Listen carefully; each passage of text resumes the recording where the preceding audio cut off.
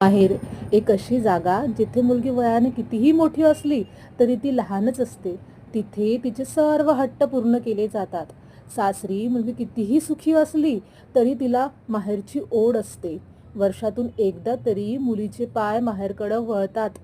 जावसं वाटतं आपल्या मुलीचा संसार सुखाचा हो, तिच्या संसारात भरभराटी येऊ म्हणून भरल्या हाताने मुलीला तिच्या घरी पाठवण्याची आपली संस्कृती आहे.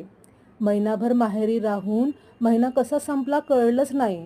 नातेवाईकांना भेटणं, एन्जॉय करणं, लहान मुलांसारखी हट्ट करणं, हसणं, खेळणं, बागडणं, फिरणं, आपल्या बालमैत्रिणींना भेटणं, किती वेगळी लाईफ असते की नाही. आपल्या मुलींची पण कमाल आहे. कसं आपण सर्व मॅनेज करतो ना.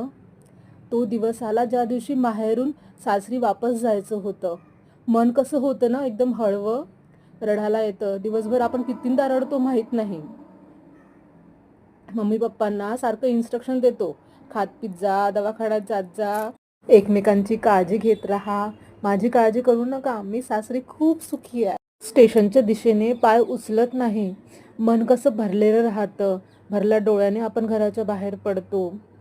देवाला बाय करतो, देवांच्या पाया पडतो, देवाला सांगतो की माझ्या आईवडिलाची काळजी घ्या. तिला गाडीमध्ये बसवण्यासाठी सर्व परिवार तिच्यासाठी येतो. सर्व खुशी खुशी तिला बाय करतात. किती वेगळं असतं ना हे लाईफ. किती भारी असतो तो दिवस आणि किती कठीण असतो गाडीची वाट पाहायचं.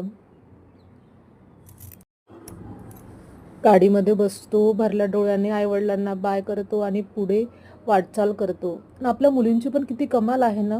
माहेरून येताना आईवडिलांना बाय करताना डोळे भरून असतात आणि जसं आपण आपल्या गावामध्ये पोचतो तेव्हा आपल्याला आपल्या घराची ओढ लागते.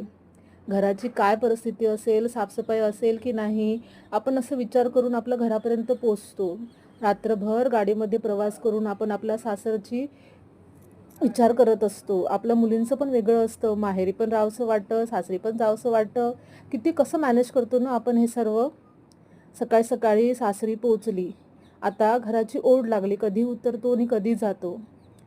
नंतर मी हळूवारपणे आपल्या घरी पोचली. असं वाटलं की माझं घर माझी वाट पाहत आहे.